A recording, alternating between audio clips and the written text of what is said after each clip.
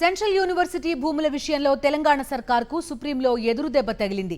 5 రోజుల నుంచి సాగుతున్న విద్యార్థుల ఆందోళన ఫలించింది. భూముల విషయంలో సర్వోన్నత న్యాయస్థానం తీవ్ర వ్యాఖ్యలు చేసింది. తెలంగాణ ప్రభుత్వంపై ఆగ్రహం వ్యక్తం చేసింది. ఈ భూముల్లో చెట్ల నరికివేత సహా అన్ని పనులు తక్షణమే నిలిపివేయాలని ఆదేశించింది.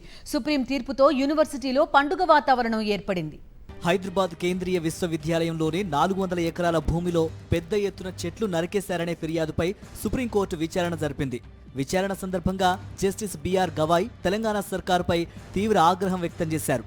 ఇంత అత్యవసరంగా చెట్లు నరకాల్సిన పరిస్థితి ఎందుకు వచ్చిందని ప్రశ్నిస్తూ ప్రభుత్వ ప్రధాన కార్యదర్శి జీహెచ్ఎంసీ కమిషనర్ ఏం చేస్తున్నారని నిలదీశారు.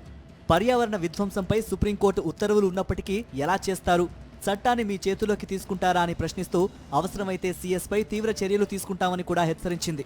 తదుపరి ఉత్తర్వులు ఇచ్చే వరకు అన్ని పనులు నిలిపివేయాలని రాష్ట్ర ప్రభుత్వాన్ని ఆదేశించింది.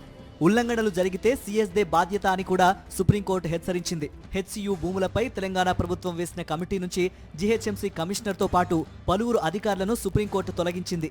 ఈ నెల 16వ తేదీ కల్లా పర్యావరణ కమిషన్ పర్యటించి నివేదిక ఇవ్వాలని ఆదేశించింది. అమికస్ క్యూరీని రిట్ పిటిషన్ తయారు చేయాలని సూచించింది. తెలంగాణ సీఎస్ను ప్రతివాదిగా చేర్చిన సుప్రీంకోర్టు అఫిడవిట్ దాఖలు చేయాలని ఆదేశించింది. గురువారం ఉదయం ఈ పిటిషన్పై విచారణ జరిపిన ధర్మాసనం ప్రభుత్వం విక్రయించాలనుకున్న కంచె గచ్చిబౌలి భూముల్ని వెంటనే సందర్శించి మధ్యాహ్నం 3:30 లోపు నివేదిక ఇవ్వాలని తెలంగాణ హైకోర్టు రిజిస్ట్రార్ను ఆదేశించింది.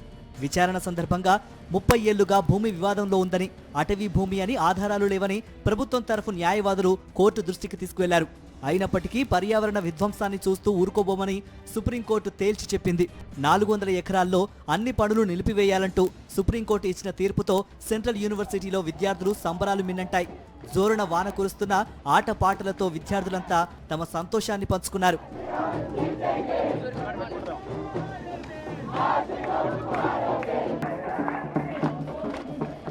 ఆ 400 ఎకరాలు ప్రభుత్వానివే అని మంత్రులు ఆధారాలు చూపిస్తున్నారు. కాదు, యూనివర్సిటీవే అని అక్కడి అధికారులు చెబుతున్నారు. కానీ ప్రభుత్వం మాత్రం వాటిని వేలం వేసేందుకు చెట్లను నరికివేసి భూమి చదును చేసే పనులు ప్రారంభించింది. చివరికి హైదరాబాద్లోని హైకోర్టు, ఢిల్లీలోని సుప్రీంకోర్టు కూడా అటవీ భూముల్లో పర్యావరణ విధ్వంసాన్ని చూస్తూ ఊరుకోబోమని ప్రభుత్వాన్ని హెచ్చరించాయి.